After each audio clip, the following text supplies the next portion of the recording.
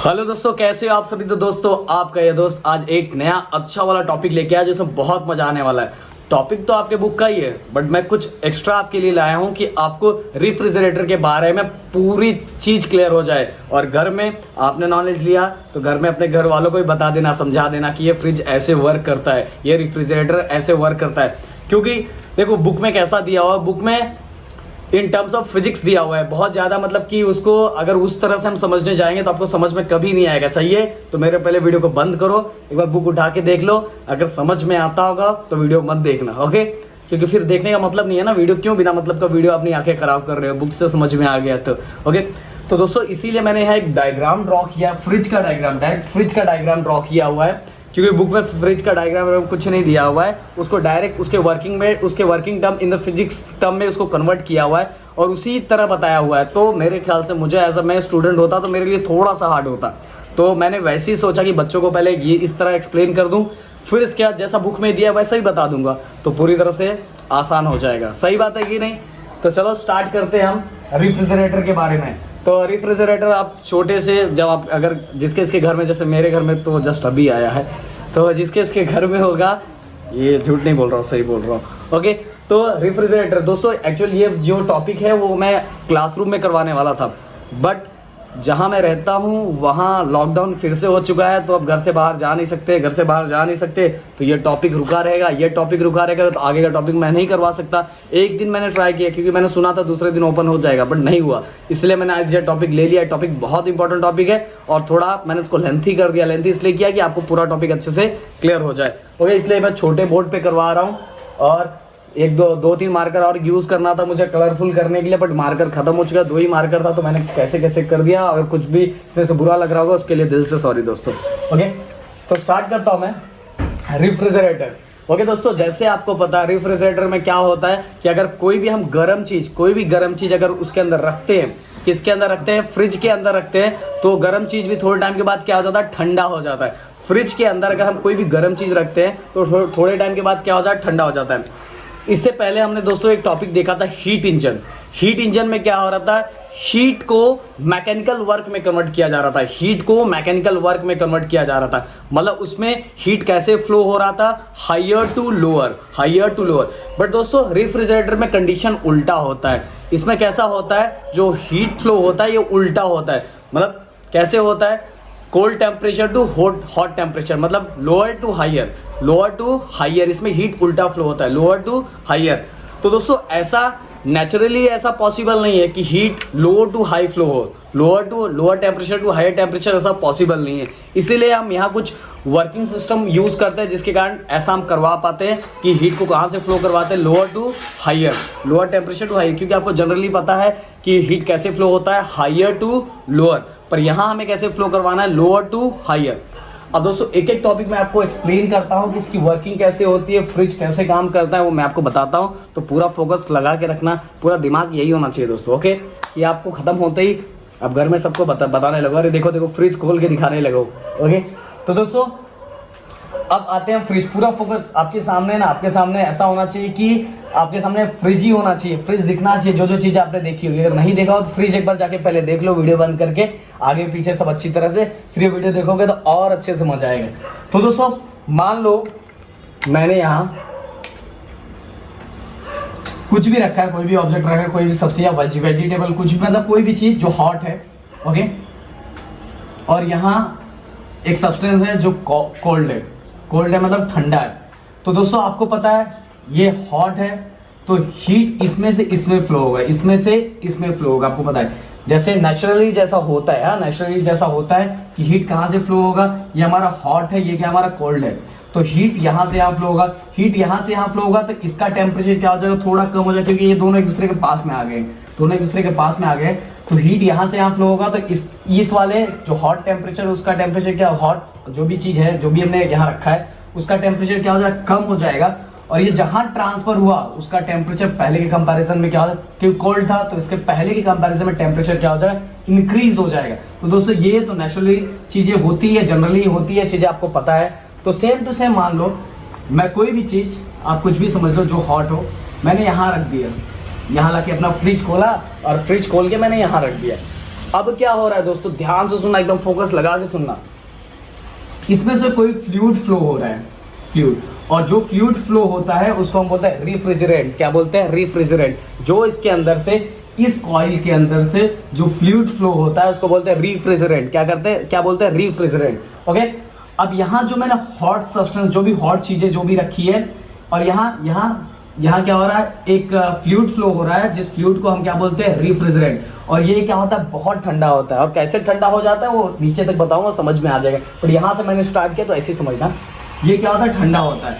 तो ये ठंडा है, इसके अंदर का जो फ्लूइड है वो ठंडा है, और ये क्या? गर्म है। तो यहाँ से जो हीट होगा, यहाँ से हीट किस कॉइल में ट्रांसफर हो जाएगा? इस कॉइल में ट्रांसफर हो जाएगा। दोस्तों ध्यान से सुनना, यहाँ से जो हीट होगा, यहाँ से हीट, क्योंकि ये हॉट है और इसमें, इस कॉइल के अंदर जो फ्लूइड है वो क्या है? कोल्ड है।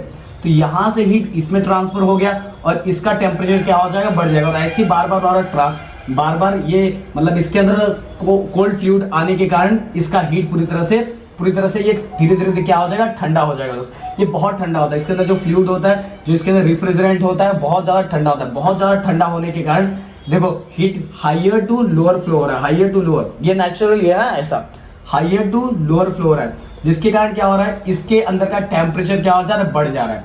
अब ध्यान देना दोस्तों, अब आपके मन में क्वेश्चन आ रहा होगा, यहाँ वाला मतलब जो फ्लूइड है वो ठंडा कैसे हुआ? यहाँ वाला फ्लूइड ठंडा कैसे? क्योंकि यहाँ वाला फ्लूइड ठंडा हुआ तभी इसने क्या किया कि इसके अंदर ये जो सब्सटेंस था वो हॉट था। हॉट वाली चीजों को, मतलब हॉट चीजों को क्या किया? उसके ठंडेपन को अपने अंदर ले लिया, जिसके कारण ये क्या हो गया? गर्म हो गया। तो आपके मन में क्वेश्चन आ रहा होगा, सर ये कैसे ठंडा हो गया सर, ये समझ में नहीं आया। तो बताता हूँ दोस्तों, ध्यान दो। ये जो रेफ्रिजरेंट है, मतलब जो इसके अंदर फ्लूइड है उसको रेफ्रिजरेंट बोलते हैं। ये फ्लूइड जब आगे बढ़ रहा है तो ध्यान देना, यहाँ जो प्रेशर है, यहाँ से लेते हैं हम, यहाँ जो प्रेशर है दोस्तों, यहाँ जो प्रेशर होता है वो कांस्टेंट प्रेशर होता है, बट टेम्परेचर डिफरेंस होता है। टेम्परेचर क्या डिफरेंस होता है? इसीलिए जो प्रोसेस हो रहा है, जो थर्मोडायनेमिक प्रोसेस होता है, उसको बोलते हैं आइसोबैरिक। क्योंकि दोस्तों यहाँ से जो पास हो रहा है, यहाँ जो भी फ्लूइड पास हो रहा है, उस फ्लूइड का प्रेशर क्या है? कांस्टेंट है। प्रेशर क्या है? कांस्टेंट है, बट टेम्परेचर कम, क्योंकि टेम्परेचर ज्यादा हो रहा है ना। पहले देखो, पहले यहाँ था तो टेम्परेचर क्या था? कम था, पर जैसे ही यहाँ आया तो ये सब्सटेंस के कांटेक्ट में आया तो ये सब्सटेंस बहुत ज्यादा था, बहुत ज्यादा गर्म था, तो इसके कांटेक्ट में आया तो इसके कारण इसका टेम्परेचर क्या? ये तो ठंडा हो जाएगा, ये ठंडा हो जाएगा, पर इसका टेम्परेचर क्या हो जाएगा? राइज हो जाएगा। इसीलिए यहाँ जो प्रोसेस हो रहा है, इस कॉइल को यहाँ तक ले लो, यहाँ तक जो प्रोसेस हो रहा है वो प्रोसेस है आइसोबैरिक। आइसोबैरिक प्रोसेस में क्या होता है? प्रेशर कांस्टेंट होता है। प्रेशर क्या होता है? कांस्टेंट होता है, और टेम्परेचर वॉल्यूम बढ़ता है दोस्तों। ओके, तो ये अब यहाँ से ध्यान देना, ये पहले कोल्ड था, पर जिसके एक सब्सटेंस के कांटेक्ट में आया, फिर क्या हो गया? ये ठंडा हो गया और ये क्या हो गया? गर्म हो गया। और एट कौन सा प्रोसेस है? आइसोबैरिक प्रोसेस पे ये फ्लूइड धीरे धीरे आगे बढ़ने लगा। अभी तक इसके अंदर जो फ्लूइड है उसका प्रेशर कांस्टेंट है, टेम्परेचर वेरी हो रहा है। ध्यान देना, प्रेशर कांस्टेंट है, टेम्परेचर वेरी हो रहा है और वॉल्यूम वेरी हो रहा है, जिसके कारण धीरे धीरे क्या हो रहा है? एक्सपांड हो रहा है, आगे बढ़ रहा है। वॉल्यूम भी बढ़ रहा है ना, इसके कारण ये एक्सपांड हो रहा है, आगे बढ़ रहा है इस कॉइल में से यहाँ आगे। अब जाके और इसको एवापोरेटर कॉइल भी बोलते हैं। इसको नाम मैंने लिखा है, इसको क्या बोलते हैं? Evaporator coil. अब दोस्तों ये जो कॉइल यहाँ अटैच है, अब क्या करो, फ्रिज के पीछे जाके देखो, फ्रिज अपना थोड़ा हटा दो और उसके पीछे जाके देखो, एक ब्लैक कलर का, या तो मेरे घर में ब्लैक कलर का ही दिख रहा था मैं, इसलिए तो वही बता रहा हूँ। अगर आप में कोई अलग कलर होगा तो बोलना सर मेरे में तो ऐसा पेंट मारा है। बस भाई नॉलेज पे ध्यान दो, कलर वलर पे ध्यान मत दो। तो दोस्तों यहाँ जो रखा वो कंप्रेसर होता है। क्या होता है? कंप्रेसर। क्या होता है? कंप्रेसर। ऐसा रखा हुआ था पीछे साइड, ऐसा। ओके, अब जैसे ही ये फ्लूइड इस कंप्रेसर के अंदर आता है तो अभी तक ये क्या, इसका प्रेशर क्या था? कांस्टेंट था। प्रेशर क्या था? कांस्टेंट था। टेम्परेचर वेरी हो रहा था, वॉल्यूम वेरी हो रहा था, बट प्रेशर क्या था? कांस्टेंट था। सुनो, फिर इसके अंदर जैसे ही कंप्रेसर के अंदर आता है, कंप्रेसर के अंदर आते ही उस फ्लूइड पे कंप्रेसर क्या करता? प्रेशर बढ़ा देता है, उसको दबाना चालू करता, जिसके कारण उसका प्रेशर क्या हो जाता है? यहाँ प्रेशर राइज हो जाता है, और प्रेशर राइज हो रहा है जिसके कारण इस फ्लूइड का टेम्परेचर भी क्या हो जाता है दोस्तों? टेम्परेचर भी क्या हो जाता है? राइज हो जाता है। ध्यान से सुनना, ये आ रहा था, इसमें आया, जैसे ही कंप्रेसर में आया तो कंप्रेसर ने क्या किया? उसको कंप्रेस किया। कंप्रेस करने के कारण क्या हुआ? उस फ्लूइड का प्रेशर बढ़ गया। प्रेशर बढ़ने के साथ ही उसका क्या बन गया? टेम्परेचर बढ़ गया। और जैसे ही मैंने उसको कंप्रेस किया, ध्यान देना दोस्तों, हाँ, कंप्रेस किया, कंप्रेस करने के कारण दोस्तों क्या हो गया? ये जो फ्लूइड था मतलब इसके अंदर पहले गैस था। फ्लूइड मतलब आपको पता है लिक्विड और गैस को हम कंबाइंड स्टेट में हम क्या बोलते हैं, फ्लूइड बोलते हैं। तो ऐसा ध्यान देना। तो दोस्तों इसमें पहले गैस था, ये क्या था, पहले गैस है। और गैस जब इस कंप्रेसर से बाहर निकल रहा है, कंप्रेसर से बाहर निकल रहा है, तो अब वो किस में कन्वर्ट हो गया, लिक्विड फॉर्म में, क्योंकि हमने इसको क्या किया, कंप्रेस किया, दबाया। कंप्रेस होने के कारण पहले वो गैस था, अब क्या बन गया, लिक्विड बन गया। क्या बन गया, लिक्विड बन गया। अब ध्यान देना, पर जैसे इस कंप्रेसर देखिए कंप्रेस किया तो उसका टेम्परेचर बढ़ गया था और क्या बढ़ गया था, प्रेशर भी बढ़ गया था। और ये जो प्रोसेस यहाँ हुआ एडियाबैटिक प्रोसेस, आपको पता है कौन सा प्रोसेस है, एडियाबैटिक प्रोसेस। एडियाबैटिक प्रोसेस मैं इसलिए बोल रहा हूँ दोस्तों क्योंकि यहाँ से ना बाहर से कोई टेम्परेचर आ रहा है ना अंदर से, ये जो इंटरनल वर्क के कारण ये प्रेशर राइज हो रहा है और ये टेम्परेचर क्या हो रहा है, राइज हो रहा है। इसीलिए यहाँ जो प्रोसेस है वो क्या है, एडियाबैटिक प्रोसेस।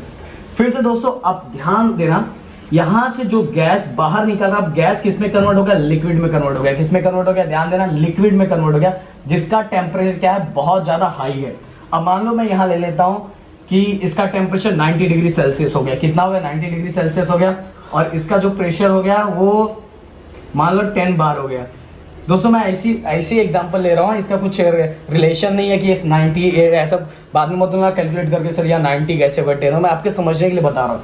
तो यहाँ से जो फ्लूइड आया, जैसे ही वो फ्लूइड इस कंप्रेसर में गया, कंप्रेसर ने कंप्रेस किया, कंप्रेस करने के बाद जो फ्लूइड के ऊपर मतलब गैस के ऊपर प्रेशर बढ़ गया। प्रेशर बढ़ने के कारण उसका टेम्परेचर भी क्या हो गया, इंक्रीज हो गया।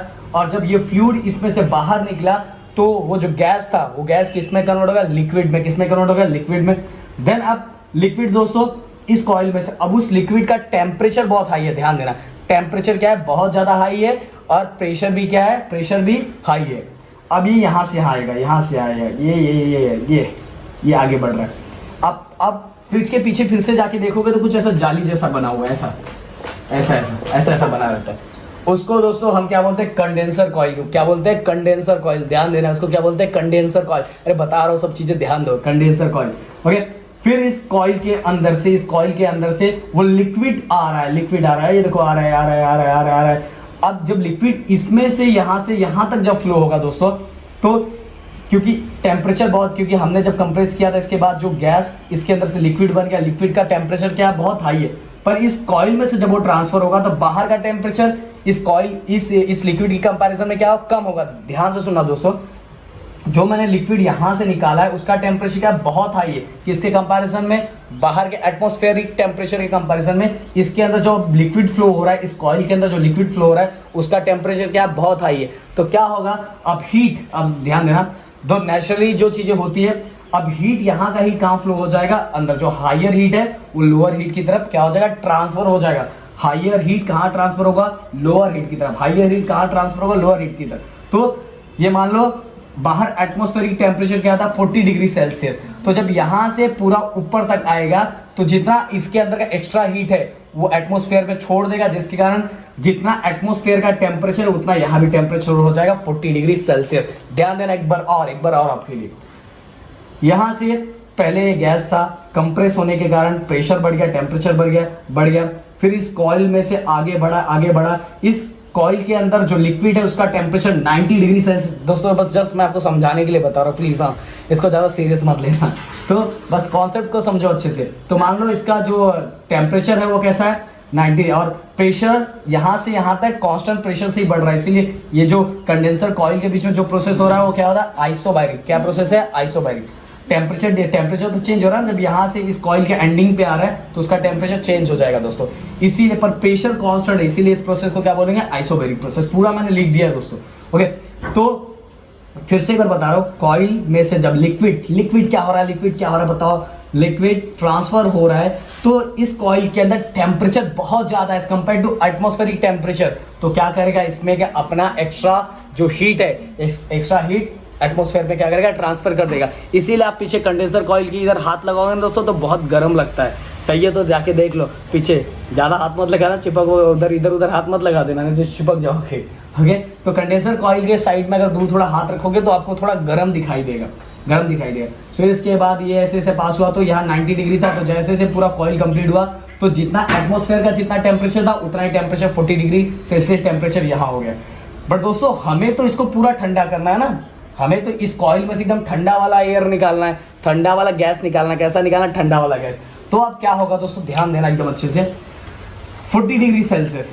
अब क्या होगा, मैंने बताया था यहाँ से यहाँ कॉइल आने के लिए जो इसका प्रेशर होगा, प्रेशर क्या था, कांस्टेंट था, मतलब यहाँ प्रेशर मान लो जितना प्रेशर यहाँ था 10 बार, तो इस कॉइल को खत्म होने का प्रेशर उतना यहाँ 10 बार था, यहाँ भी 10 बार था, बस टेम्परेचर कम हुआ। टेम्परेचर क्यों कम हुआ, आपको फिर से बता रहा हूँ, टेम्परेचर इसलिए कम हुआ क्योंकि ये जो कॉइल के अंदर का टेम्परेचर बहुत ज़्यादा हाई था एज कम्पेयर टू एटमॉस्फेयर, तो इसने क्या किया, हाइयर टेम्परेचर किसको दे दिया, अपना टेम्परेचर एटमॉस्फेयर को दे दिया, जिसके कारण दोनों का टेम्परेचर यहाँ पे जाते जाते बैलेंस हो गया। बट प्रेशर क्या है दोस्तों, कांस्टेंट है। अब क्या होगा, यहाँ हमने एक नोजल लगाया हुआ, मतलब एक्सपांशन डिवाइस लगाया हुआ, इसको क्या बोलते हैं, एक्सपांशन डिवाइस है। देखो छोटा सा, ये आपको फ्रिज में जल्दी दिखाई नहीं देगा पर होता है, ये एक्सपांशन डिवाइस है। ये क्या है, एक्सपांशन डिवाइस। इस एक्सपांशन डिवाइस में दोस्तों प्रेशर डिफरेंस बहुत ज्यादा किया रखा जाता है। कितना प्रेशर डिफरेंस, मतलब यहाँ मान लो 10 बार है तो यहाँ हम रखते 8 बार। कितना रखते हैं, 8 बार, मतलब दोनों के बीच में दो इनिशियल और फाइनल, यहाँ से यहाँ तक में दोनों प्रेशर डिफरेंस बहुत ज़्यादा था। और प्रेशर डिफरेंस बहुत ज़्यादा होने के कारण जैसे लिक्विड इस डिवाइस में एंटर करता था, बहुत तेजी से आगे भागता है, क्योंकि प्रेशर क्या होता है, कम कर दिया गया है। प्रेशर क्या किया, पहले 10 था अब 8, दोनों के बीच प्रेशर डिफरेंस रिड्यूस कर दिया। पहले प्रेशर था तो धीरे धीरे जा रहा था, अब प्रेशर डिफरेंस बहुत कम कर दिया, मतलब 10 बार है या 8 बार है, तो दोनों पॉइंट के बीच में प्रेशर डिफरेंस बहुत ज़्यादा है। और प्रेशर डिफरेंस बहुत ज़्यादा होने के कारण जो हमारा यहाँ जो लिक्विड वो तेजी से उसके इसके अंदर भागेगा, और इस प्रोसेस को थ्रोटलिंग प्रोसेस बोलते हैं, जो आपके बुक में नहीं है, मैं बता दे रहा हूँ, मैंने पढ़ा था इंजीनियरिंग में इसलिए बता रहा हूँ। थ्रोटलिंग प्रोसेस बोलते हैं। कौन सा प्रोसेस बोलते हैं, थ्रोटलिंग प्रोसेस बोलते हैं। जब इस पॉइंट से इस पॉइंट तक लिक्विड जा रहा है, उस टाइम क्या होगा, प्रेशर डिफरेंस होने के कारण ये लिक्विड बहुत तेजी से आगे भागेगा, और बहुत तेजी से आगे भागने के कारण दोस्तों आप ध्यान से सुना, यही पॉइंट समझने वाला है। बहुत तेजी से भागने के कारण उसके लिक्विड का एक जो पार्ट है, एक पार्ट मतलब एक छोटा सा पार्ट, एकदम छोटू सा पार्ट, जो एकदम छोटू सा पार्ट है, वो वाटर वेपर में कन्वर्ट हो जाता है। बट दोस्तों यहाँ जो प्रोसेस है वो एडियाबैटिक है। ये जो यहाँ जो प्रोसेस हो रहा है वो एडियाबैटिक प्रोसेस हो रहा है। अब बोलोगे सर पहले लिक्विड था, लिक्विड है, पर लिक्विड का एक छोटू सा पार्ट किसमें कन्वर्ट कर दिया, वाटर वेपर में। अब वाटर वेपर में कन्वर्ट करने के, लिक्विड को वाटर वेपर में कन्वर्ट करने के लिए क्या चाहिए रहता है, हीट चाहिए रहता है ना। और एडियाबैटिक प्रोसेस में तो बाहर से और अंदर से कुछ ट्रांसफर होता नहीं है, तो हीट कहाँ से है। तो दोस्तों ध्यान से सुनना, जो अंदर लिक्विड है उसी लिक्विड में क्या टेम्परेचर बाहर निकाल के एक छोटू से पार्ट को किसमें कन्वर्ट किया जाता है, वाटर वेपर में। दोस्तों ध्यान से सुनना, यहाँ क्या था, यहाँ था 10 बार, यहाँ था 8 बार। यहाँ प्रेशर डिफरेंस बहुत ज़्यादा है, मतलब प्रेशर कम कर दिया गया। यहाँ 10 है, इस एक्सपांशन डिवाइस को ऐसा बनाया जाता है कि दोनों के बीच प्रेशर डिफरेंस बहुत कम होता है। यहाँ 10 बार है या 8 बार है, 10 बार है 8 बार है, आपके समझने के लिए बता रहा हूँ दोस्तों, ऐसा कुछ मेजरमेंट नहीं है, मैं आपको अपनी तरह समझाने के लिए बता रहा हूँ। ये 10 बार है या 8 बार है, और प्रेशर बहुत ज़्यादा होने का लिक्विड बहुत फटाक से अंदर जाता है। लिक्विड बहुत, क्योंकि प्रेशर कम हो गया ना उसके ऊपर का, तो बहुत फटाक से अंदर जाता है। और ये जो फटाक से अंदर जाता है इसको थ्रोटलिंग प्रोसेस बोलते हैं। और थ्रोटलिंग प्रोसेस में क्या होता है दोस्तों, कि जो लिक्विड का एक छोटू सा पार्ट, एकदम छोटू सा पार्ट, वो किस में कन्वर्ट हो जाता है, किस में कन्वर्ट, वाटर वेपर में। पर ये यहाँ जो प्रोसेस हो रहा है वो एडियाबैटिक हो रहा है। क्या हो रहा है, एडियाबैटिक में क्या होता है, ना हीट बाहर जा सकता है ना हीट अंदर आ सकता है। तो आप बोलोगे सर लिक्विड को वाटर वेपर में कन्वर्ट होने के लिए तो हीट चाहिए ना, एक्सपांड करने के लिए क्या चाहिए, हीट चाहिए।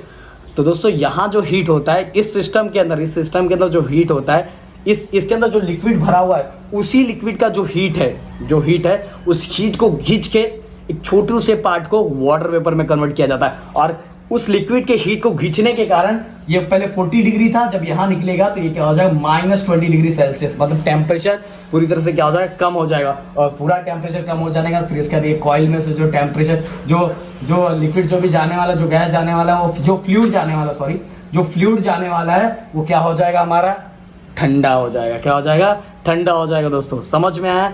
तो मेनली प्रोसेस दोस्तों यही है कि यहाँ दोनों के बीच में डिफरेंस बहुत ज़्यादा है, जिसके कारण जो लिक्विड होता है बहुत तेजी से आगे बढ़ता है। लिक्विड क्या होता है, बहुत तेजी से आगे बढ़ता है, और बहुत तेजी से आगे बढ़ने के कारण उसका एक छोटू सा जो पार्ट है वाटर वेपर में कन्वर्ट हो जाता है। और ये वाटर वेपर में कन्वर्ट होने के लिए कौन हेल्प करता है, उसी का लिक्विड, जो लिक्विड के अंदर का जो टेम्परेचर, उसी टेम्परेचर को यूज करके वाटर वेपर, और टेम्परेचर को यूज करने के कारण बाकी लिक्विड का टेम्परेचर क्या हो जाता है, कम हो जाता है। क्या होता है, थप्प से नीचे गिर जाता है। पहले 40 डिग्री था, बाद में क्या हो जाता है, इससे बाहर निकलने के बाद क्या हो जाता है, -20 डिग्री।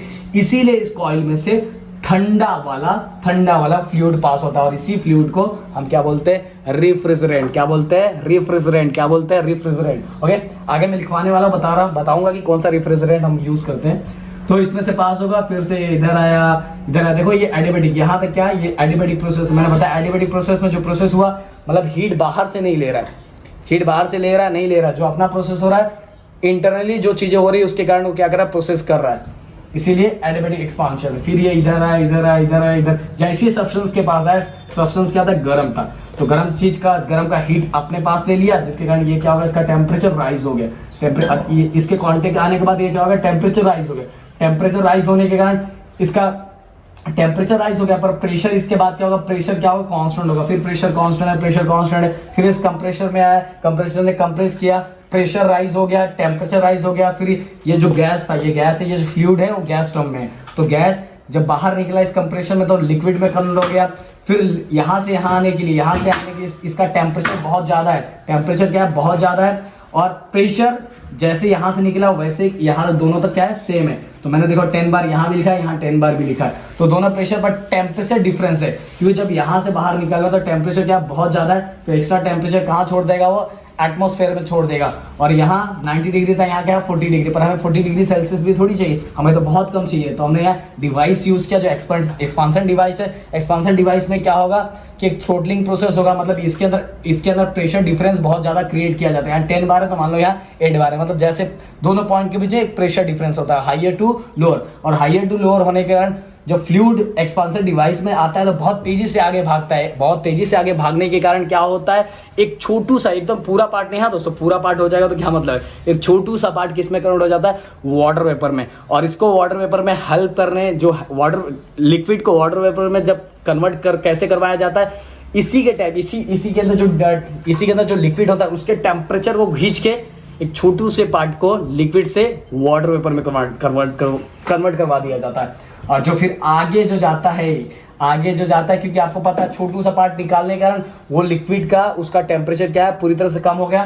फिर जो आगे फ्लूइड ट्रांसफर होता है वो क्या हो चुका रहता है, पूरी तरह से ठंडा हो चुका रहता है, और आगे वाला प्रोसेस सेम है दोस्तों। तो दोस्तों मैंने फ्रिज का पूरा बता दिया और आपको समझ में आया होगा। अगर थोड़ा बहुत डाउट होगा दोस्तों, बार बार पीछे करके देखिए, पूरी चीज़ें मैंने बताई, बुक में ऐसा नहीं दिया है, अब चाहिए तो बुक उठा के देख लो।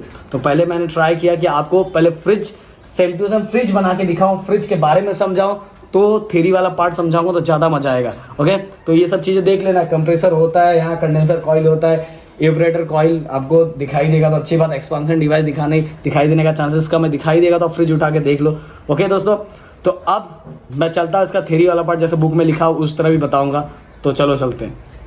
तो दोस्तों अब हम जो लाइन वाइज चीज़ें, देखो आप देखोगे यहाँ मैंने गैप छोड़ दिया। गैप इसलिए छोड़ा कि मैंने सोचा था कि यहाँ डायग्राम ड्रॉ कर दूंगा, पर फिर मैंने लास्ट में सोचा कि नहीं यार वो टॉपिक थोड़ा अलग है, तो उस टॉपिक को उसके साथ अगर कनेक्ट कर दूँ तो ज़्यादा अच्छा लगे, इसलिए ये जगह छूट गया। तो टेंशन मतलब दूसरी बार रफ करके मुझे डायग्राम भी वहाँ ड्रॉ करना है, यहाँ कुछ लिखना है, तो दोनों चीज़ एक साथ नहीं हो पाता, इसलिए मैंने चलो refrigerator.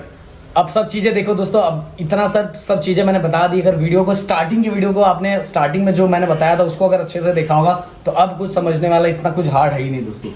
Refrigerator is the process of cooling a space or a substance of a system and or to the maintain its temperature below its ambient temperature। ambient temperature मतलब जो एक्चुअल टेम्परेचर है उससे क्या किया जाता है, जो सब्सटेंस रहता है उसके टेम्परेचर को क्या किया जाता है, कम किया जाता है। A refrigerator is a process of cooling a space or a substance of a system and or to maintain its temperature below its ambient temperature। ambient temperature मतलब एक्चुअल जो टेम्परेचर है उससे उस सब्सटेंस और सिस्टम का temperature क्या किया जाता है, कम किया जाता है। इन शॉर्ट हम इसको क्या बोलते हैं, in simple word refrigerator is artificial cooling. Artificial cooling है ना, हम लोग ये करते हैं खुद से, हम ऐसा मशीन खुद से बनाते हैं कि हम चीज़ों को क्या कर सके, कूल कर सके, इसीलिए इसको क्या बोला जाता है, आर्टिफिशियल कूलिंग। ओके, और आपको पता है मैंने बता दिया एम्बिएंट टेम्परेचर से क्या किया जाता है, कम किया जाता है, किसका यूज करके, रेफ्रिजरेटर का यूज करके। दोस्तों एकदम सिंपल है, मतलब जो चीज़ें मैंने स्टार्टिंग बता दी अगर अब आपके लिए बहुत सिंपल हो जाएगा। इसमें दोस्तों हम क्या करते हैं, आगे हम क्या करते हैं, एक्सट्रैक्ट करते हैं किसको, एक्सट्रैक्ट करते हैं हीट को, कहाँ से, कोल्ड रीजन से। फ्रिज में जहाँ कोल्ड रीजन रहता है उसमें हमने कोई सब्सटेंस रखा, उस कोल्ड रीजन में से हीट को क्या करते हैं, एक्सट्रैक्ट करते हैं, और उस कोल्ड रीजन से हीट एक्सट्रैक्ट करके हम एटमॉस्फेयर में छोड़ते हैं। मतलब कोल्ड रीजन से हॉट रीजन की तरफ हम क्या करते हैं, हीट को डिलीवर करते हैं। A refrigerator extract heat from a cold region। Cold region fridge में ठंडा जगह होता है, उसके अंदर हमने सामान रखा, जो सामान था गर्म था, तो उसमें से हीट को क्या किया, हमने एक्सट्रैक्ट किया। पर रीजन क्या था, जो जगह था वो कैसा था, कोल्ड था, आजू बाजू का जो प्लेस था वो क्या था, कोल्ड था। तो इसलिए कोल्ड रीजन से हम कहाँ लेके जा रहे हैं, हम एटमॉस्फेयर। एटमॉस्फेयर का टेम्परेचर कोल्ड रीजन के कंपैरिजन में ज़्यादा होगा, तो हीट को एक्सट्रैक्ट करके कोल्ड रीजन से हम कहाँ लेके जा रहे हैं, एटमॉस्फेयर में लेके जा रहे हैं। तो देखो, a refrigerator extract heat from a cold region and deliver to the surrounding। कहाँ डिलीवर करता है, सराउंडिंग में, पीछे कंप्रेसर के थ्रू, याद होगा, ओके सॉरी कंडेंसर कॉइल के थ्रू, कंडेंसर कॉइल के थ्रू डिलीवर हो रहा था, याद होगा आपको दोस्तों, चीटिंग नहीं करना। सराउंडिंग दस further cooling the cold region, okay. और वो सब्सटेंस जो कोल्ड रीजन में जो और सब्सटेंस होगा वो ऑलरेडी क्या हो जाएगा, कूल हो जाएगा। तो आपको समझ में आ गया, कोल्ड रीजन में हम कोई भी सब्सटेंस रहते हैं उसमें से हीट को क्या करते हैं, हम एक्सट्रैक्ट करते हैं और उस हीट को हम डिलीवर करते हैं सराउंडिंग में। तो इन शॉर्ट अब देखो यहाँ प्रोसेस उल्टा हो रहा है दोस्तों। प्रोसेस उल्टा कैसे हो रहा है, कोल्ड रीजन में से हम हीट एक्सट्रैक्ट करके हम हॉट रीजन में क्या कर रहे हैं, डिलीवर कर रहे हैं। प्रोसेस उल्टा हो गया ना, कोल्ड टू हॉट, ठंडे टू गर्म, ओके। हीट कैसे फ्लो हो रहा है, cold region to high region की तरफ, ओके। पर कुछ प्रोसेस है, ये प्रोसेस अपने आप नहीं होता, आपको पता है, हम कंप्रेसर यूज करते हैं, एक्स्ट्रा मैकेनिकल वर्क करते हैं, जिसके कारण हीट कहाँ से फ्लो होता है, cold region to hot region तक की तरफ, okay.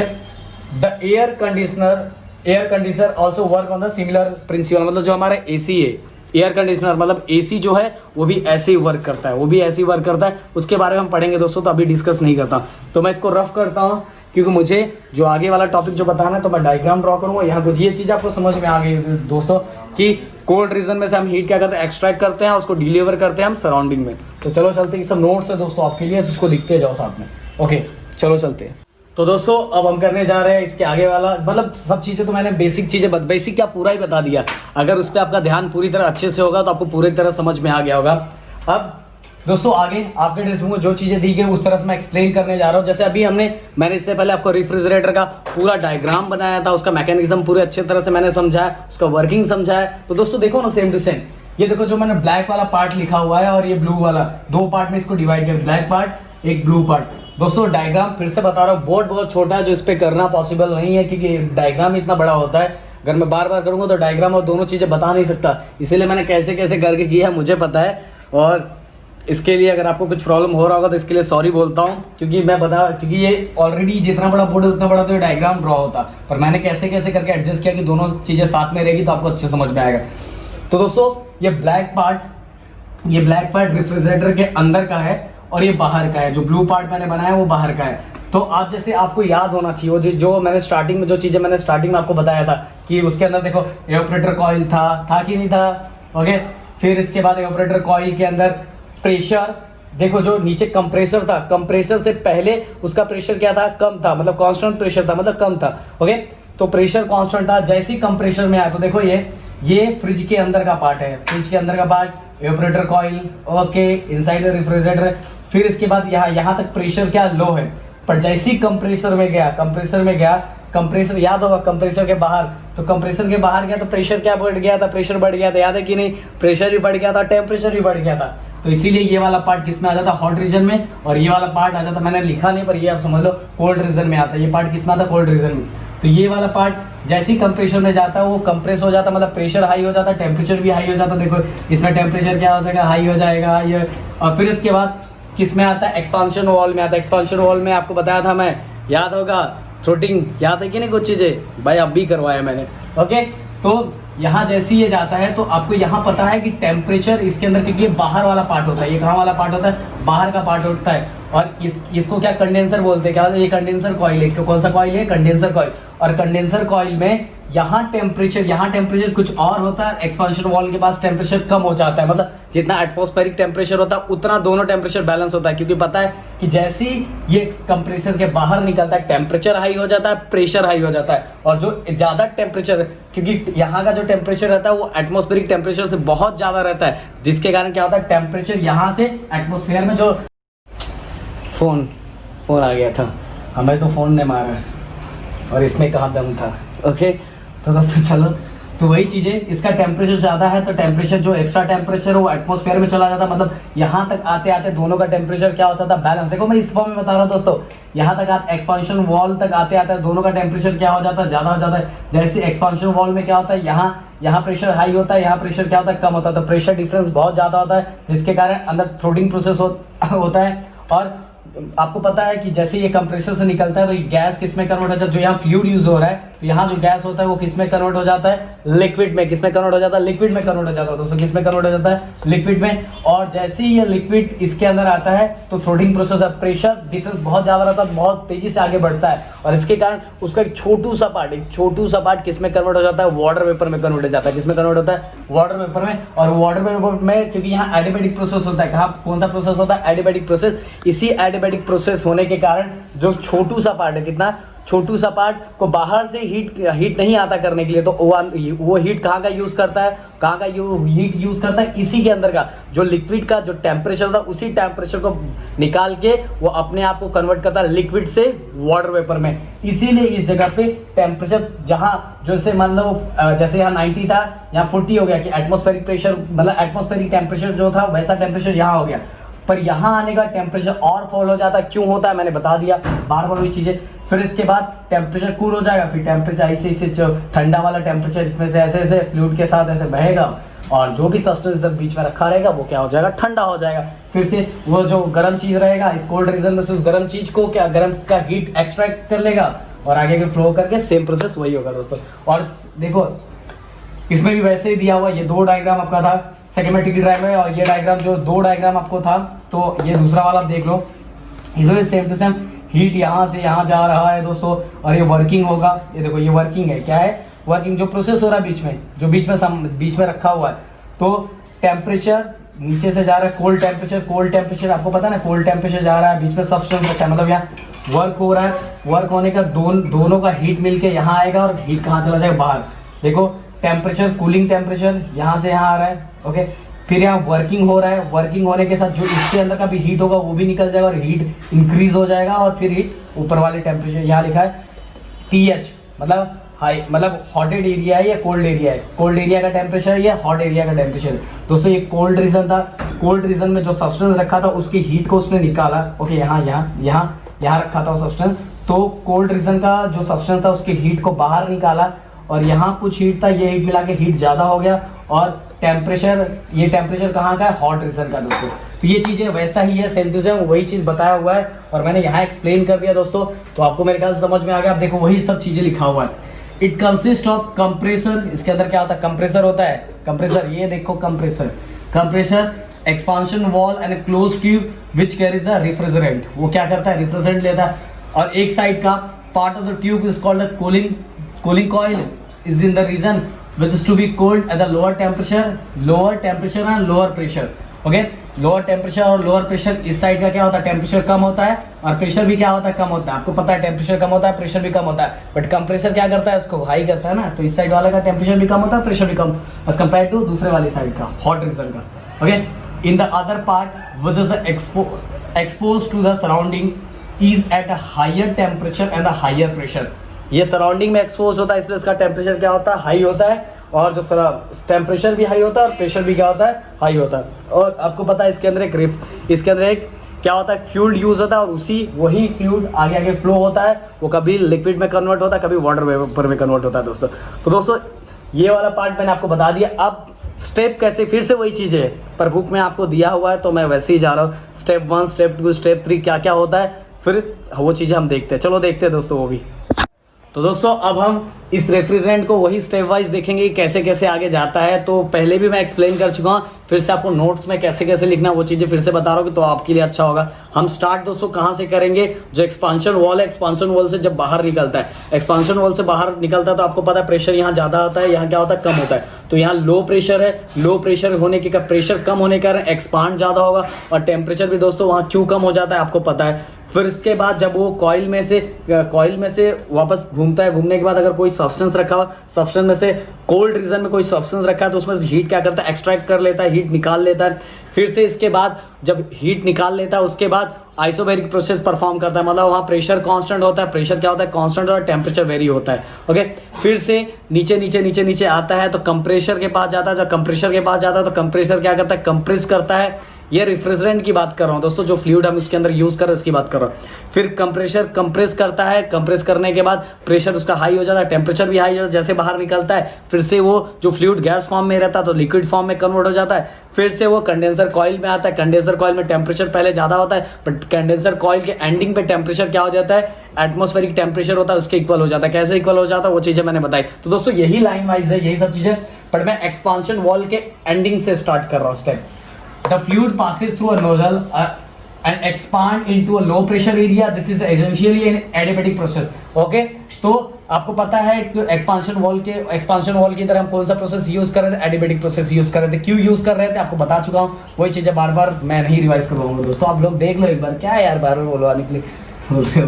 The cool gas is an thermal contact with, अब जो कॉइल के अंदर है एक्सपांशन वॉल के बाद वो ठंडा हो जाता है, और जो कूल गैस है वो किसके पास से पास होता है आप बताओ मुझे कमेंट्स में लिख के, जो भी हमने सब्सटेंस जो भी रखा हुआ उसके पास से पास होता है।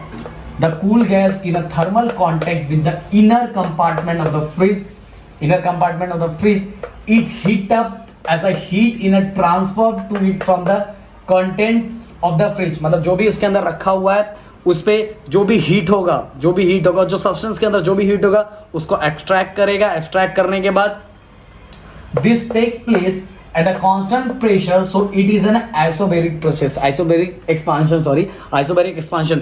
तो सब्सटेंस में से निकालेगा, उसके बाद आपको पता है प्रेशर क्या हो जाता है, कांस्टेंट हो जाता है, आपको ये चीजें पता है, इसीलिए वहां कौन सा एक्सपांशन है, आइसोबैरिक एक्सपांशन। ओके, स्टेप 3 में क्या होगा दोस्तों आपको पता है, फिर इसके बाद कंप्रेसर में आएगा। The gas is transferred to a compressor which does most of the work in this process। The gas is compressed adiabatically, तो आपको पता है एडियाबेटिकली क्योंकि वहां बाहर से कुछ हीट लेता नहीं है, तो कंप्रेसर में जो प्रोसेस होता है एडियाबेटिक प्रोसेस होता है, heating it and turning it back to a liquid. मतलब गैस जो रहता है उसको किस में कन्वर्ट करता है, लिक्विड में कन्वर्ट कर देता है, ये भी बता चुका हूँ भाई। ओके, स्टेप 4 में क्या होता है बताओ, फिर वो कंडेंसर में से निकलेगा, और कंडेंसर में से बोल रहा, कंप्रेसर में से निकलेगा और कहाँ जाएगा, कंडेंसर कॉइल में। देखो लिखा हुआ है द हॉट लिक्विड, गर्म था ना, टेम्परेचर जाता था एंड प्रेशर भी जाता था। The hot liquid passes through a coil on the outside of the fridge and the heat is transferred to the atmosphere। जो एक्स्ट्रा हीट था वो कंडेंसर कॉइल में से बाहर निकल के कहाँ चला गया, एटमॉस्फेयर में चला गया। This is an isobaric compression process. और ये क्या आइसोबैरिक, मैंने बताया ना टेम्परेचर प्रेशर दोनों जगह सेम है। जब कंप्रेसर में से निकलता है तो कंप्रेसर में निकलने का जो प्रेशर होगा वही उसके कंडेंसर के एंडिंग पे भी होगा, इसलिए कौन सा प्रोसेस है, आइसोबैरिक प्रोसेस। तो दोस्तों ये सब बता चुका हूँ, और पहले बता रहा हूँ ये प्रोसेस देखो दोस्तों, कोल्ड रीजन से हीट लेके कहाँ जा रहा है, हॉट रीजन पे लेके जा रहा है। ये प्रोसेस आपको पता है नेचुरली ये प्रोसेस नहीं होता है, इसीलिए अननेचुरली है, ये नेचुरल प्रोसेस नहीं है। और इसको इसलिए परफॉर्म करवाने के लिए हमें क्या यूज करना पड़ता है, कंप्रेसर यूज करना पड़ता है। वर्क करवाने के लिए क्या यूज करना पड़ता है, कंप्रेसर यूज करना पड़ता है दोस्तों। तो दोस्तों ये पूरा खत्म हो रहा है। अब हम देखने वाले हैं एक टॉपिक है जो भी रेफ्रिजरेटर से रिलेटेड है, परफॉर्मेंस ऑफ रेफ्रिजरेटर, मतलब परफॉर्मेंस कैसे निकालेंगे, रेफ्रिजरेटर का परफॉर्मेंस कैसे निकालने वाले, कैसे फाइंड करने वाला, वो बताने वाला। तो चलो वो भी बता देता हूँ। ओके दोस्तों, तो हमें निकालना है परफॉर्मेंस, मतलब कौन सा रेफ्रिजरेटर कब बोल सकते हैं अच्छा है, परफॉर्मेंस अच्छा दे रहा है कि नहीं दे रहा है, आप कैसे फाइंड करेंगे मैं बताऊंगा। पहले बता रहा हूँ टेक्स्ट बुक में थोड़ा अलग किया है, मैं थोड़ा अलग करूँगा क्योंकि आपके लिए थोड़ा ज़्यादा सिंपल होगा दोस्तों। पहले चीज़ें वही है जैसा बुक में दिया हुआ है। For a refrigerator the heat absorb by the working substance is QC। जहाँ जो हीट एब्जॉर्ब कर रहा है उसको हमने ले लिया QC, and the heat rejected by it is QH। मतलब हीट एब्जॉर्ब को हमने QC ले लिया, और जो हीट रिजेक्ट किया जा रहा था उसको हमने क्या लिया, QH ले लिया। और refrigerator absorb heat at a lower temperature, सही बात है। हीट कहाँ एब्जॉर्ब करता है, जहाँ रेफ्रिजरेटर के अंदर क्या होता है, कोल्ड रीजन होता है, ठंडा वाला जगह होता है, वहाँ से वो क्या करता है, वहाँ जो भी सब्सटेंस होता है उसमें से क्या करता है, हीट निकालता है, एब्जॉर्ब करता है। तो refrigerator absorb heat at a lower temperature and rejected it a higher temperature. सही बात है, रिजेक्ट करता है, वहाँ क्या होता है, टेम्परेचर हाई होता है दोस्तों। ये सब चीज़ आपको पता होगी। In this case we apply thermodynamic to the cyclic process. और साइक्लिक प्रोसेस आपको पता है जहाँ से हमने एक्सपांशन वॉल फिर से वापस आके वैसे ही हो जाता है जैसा स्टार्टिंग से, जहाँ से हम स्टार्ट करेंगे इनिशियल और फाइनल स्टेट दोनों सेम ही होता है, और बार बार वैसे ही प्रोसेस होके वो क्या करता रहता है, सब्सटेंस को कूल करता रहता है। ओके, तो दोस्तों In this case, we apply the thermodynamic to the cyclic process. For a cyclic process, the internal energy of the system in the initial state and the final state is the same. Okay? तो अब दोस्तों मैं एक चीज करके बताता हूँ, उसके बाद मैं बताऊंगा कैसे हमें निकालना है। जैसे भी हमने किया था वो उसी तरह मैं बताता हूँ। मान लो ये हमारा सिंक है, जस्ट दोस्तों मैं आपको समझाने के लिए बता रहा हूँ। ये हमारा सिंक है, ये हमारा कोल्ड रिजर्वायर है, ये हमारा हॉट रिजर्वायर है, और यहाँ वर्किंग सब्सटेंस है। जो वर्किंग सब्सटेंस जो हम फ्यूल यूज कर रहे हैं, जो हम मतलब वर्किंग सब्सटेंस जिसका यूज करके हम इसको परफॉर्म करवा रहे हैं। अगर विदाउट वर्किंग सब्सटेंस का यूज किए बिना ये परफॉर्म होने वाला नहीं है, क्योंकि हमें पता है हमें हीट यहाँ से लाके हॉट रिजर्वायर तक लेके आना है, मतलब कोल्ड रीजन से हॉट रीजन तक लाना है, तो हमें कुछ ना कुछ वर्किंग सब्सटेंस यूज करना पड़ेगा, तभी परफॉर्म कर सकते हैं।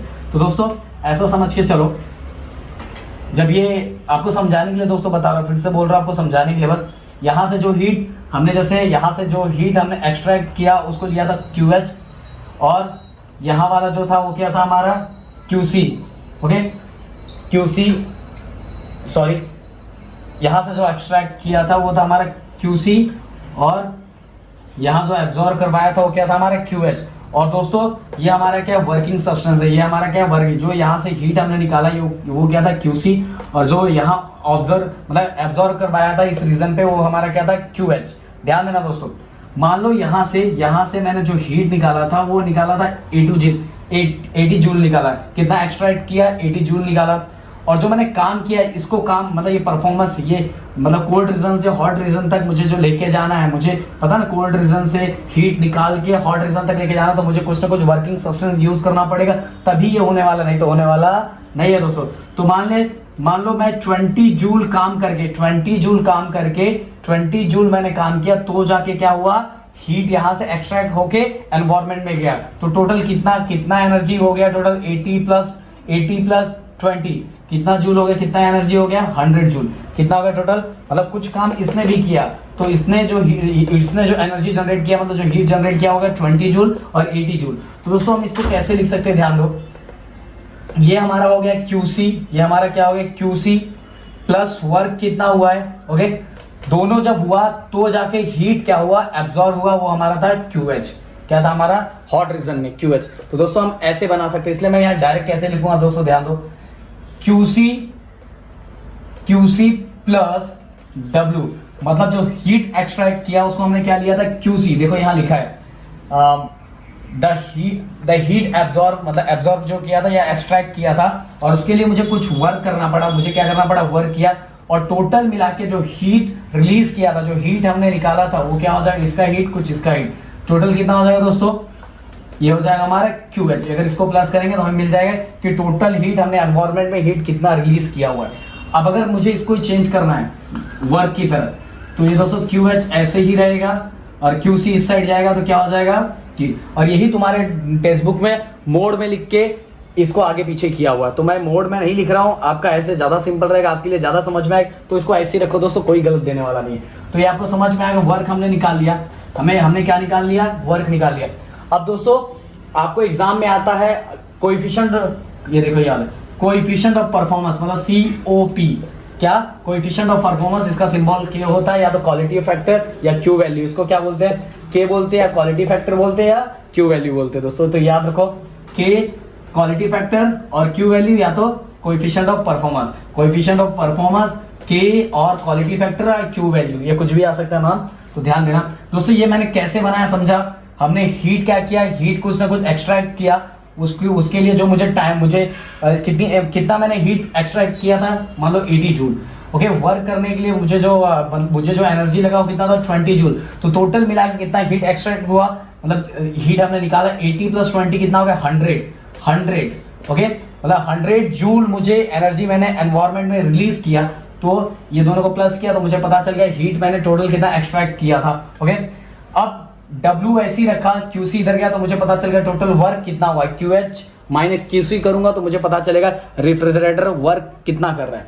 ओके, बट दोस्तों हमें क्या निकालना, कोएफिशिएंट ऑफ परफॉर्मेंस निकालना। क्या निकालना, कोएफिशिएंट ऑफ परफॉर्मेंस। और कोएफिशिएंट ऑफ परफॉर्मेंस कैसे निकालते हैं दोस्तों, ये जो हमारा सिंक है, मतलब जो हमारा जो कोल्ड रीजन था, कोल्ड रीजन में कितना हीट, मतलब ये जो वर्किंग सब्सटेंस है, वर्किंग सब्सटेंस कितना कम काम करके, कितना कम एनर्जी रिलीज करके इसमें से ज्यादा अगर हीट निकाल सके, ज्यादा हीट निकाल सके, तो हम बोल सकते हैं कि हमारा रेफ्रिजरेटर बहुत अच्छा काम कर रहा है। पर अगर इसको ज्यादा काम करना पड़ा, अगर वर्किंग सब्सटेंस को ज्यादा काम करना पड़ा, इस हीट को यहाँ से हीट, यहाँ जो सब्सटेंस हमने रखा है उसमें से हीट निकालने के लिए, तो बोलेंगे आपका फ्रिज कुछ तो कुछ गड़बड़ चल रहा है। तो दोस्तों इसीलिए यहाँ जो देखो the ratio of QC upon W, मतलब इसमें से हीट निकालने के लिए मुझे यहाँ कितना काम करना पड़ेगा, ये दोनों को डिवाइड करूंगा तो मैं बता सकता हूं मेरे जो फ्रिज का परफॉर्मेंस कैसा है, परफॉर्मेंस अच्छा है या खराब है दोस्तों।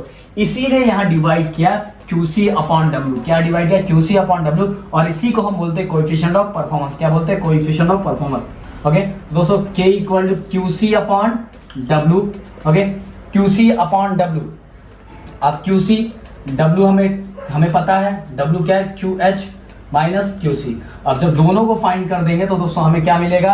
कोएफिशिएंट ऑफ परफॉर्मेंस या K या क्वालिटी फैक्टर और Q वैल्यू, ये हमें मिल जाएगा दोस्तों मैं आपको, अगर large is the ratio better is the refrigerator, अगर रेशियो इसका रेशियो अगर इसका रेशियो ज्यादा आया तो समझ लो आपका फ्रिज बहुत अच्छा काम कर रहा है। अगर रेशियो कम आया तो समझ लो आपका फ्रिज अच्छा काम नहीं कर रहा है। कैसे दोस्तों? अब वर्किंग सब्सटेंस की वैल्यू जितनी कम रहेगी और एक्सट्रैक्ट करने की वैल्यू जितना ज्यादा रहेगा, मान लो ये 1 1 1 1 1, मान लो ऐसे मैं एग्जांपल दे रहा हूं दोस्तों, इतना हीट एक्सट्रैक्ट किया, इतना जूल हीट एक्सट्रैक्ट किया और वर्क किया इतना 2 ही किया है, तो हम डिवाइड करेंगे तो वैल्यू हमें क्या मिलेगा? बड़ा मिलेगा ना, हमें वैल्यू क्या मिलेगा? ऐसा नहीं होगा दोस्तों, मैं आपको बस एक्सप्लेन करने के लिए समझा रहा हूँ। तो मैं दोनों को डिवाइड करूंगा तो मुझे इसकी वैल्यू मिलेगी ज्यादा अच्छी मिलेगी। अगर इसकी वैल्यू ज्यादा अच्छी मिलेगी, मतलब बड़ी मिलेगी, तो हम बोलेंगे कि हमारा COP मतलब हमारे रेफ्रिजरेटर अच्छा खासा काम कर रहा है, उसका परफॉर्मेंस क्या है ज्यादा।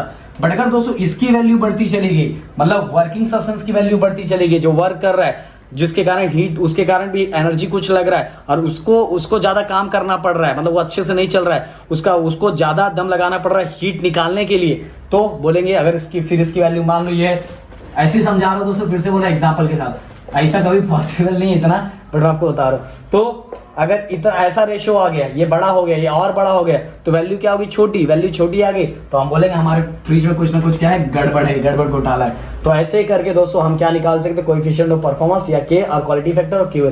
फिर से बता रहा हूं आपको, आपके बुक में, टेक्स्ट बुक में मोड यूज किया हुआ है, जो समझने के लिए थोड़ा सिंपल ही है, बट आपके ऊपर से थोड़ा जाएगा, इसलिए मैंने ऐसा करवाया दोस्तों, ऐसे करवा के बताया कि ये मैंने कैसे लिखा, मैंने बताया इसको करने के लिए कितना काम लगेगा और दोनों को मिला के हमें पता चलेगा कि कितना हीट रिलीज हो रहा है। अगर यहाँ ज्यादा काम करना पड़ा तो इसको भी ज्यादा हीट लगेगा और दोनों को प्लस करेंगे तो हमें हीट ज्यादा रिलीज करना पड़ेगा। फिर W QC उससे गया तो QH माइनस QC और हमें मिल जाएगा वर्क मिल जाएगा दोस्तों। और जब हम दोनों को डिवाइड करेंगे, मैंने बताया कोएफिशिएंट ऑफ फ्रिक्शन किस पे डिपेंड करता है कि हम ज्यादा उस सब्सटेंस में से हीट निकाले, ज्यादा जो फ्रिज में रखा हुआ है उसमें ज्यादा हीट निकाले, बट जो वर्किंग सब्सटेंस हो उसको काम कम करना पड़े। वर्किंग सब्सटेंस जो भी वहाँ फ्लूइड फ्लो हो रहा है उसको काम कम करना पड़े और ज्यादा वो हीट निकाल पाए, काम कम करना पड़े और ज्यादा हीट निकाल पाए। तो इसकी वैल्यू कम होगी, इसकी वैल्यू ज्यादा होगी, तो हमारा जो फ्रिज है वो बहुत अच्छा होगा। तो फाइनली मैंने ऐसे करके कर दिया। ओके दोस्तों, इसके साथ ही हमारा ये सबसे इंपॉर्टेंट टॉपिक, बहुत इंपॉर्टेंट टॉपिक दोस्तों, पूरी तरह से खत्म होता है। और इसके बाद अब लेसन में ज़्यादा कुछ बचा नहीं हुआ है, इससे रिलेटेड ही 1-2 टॉपिक और है और इस तरह हमारा सिलेबस, ये वाला सिलेबस तो बाकी है, लेसन खत्म हो जाएगा दोस्तों। तो दोस्तों अपना प्यार और सपोर्ट देने के लिए प्लीज़ इस चैनल को लाइक करें, और प्यार और सपोर्ट तो आपको मिल ही रहा है दोस्तों, बहुत भारी वाला मिल रहा है।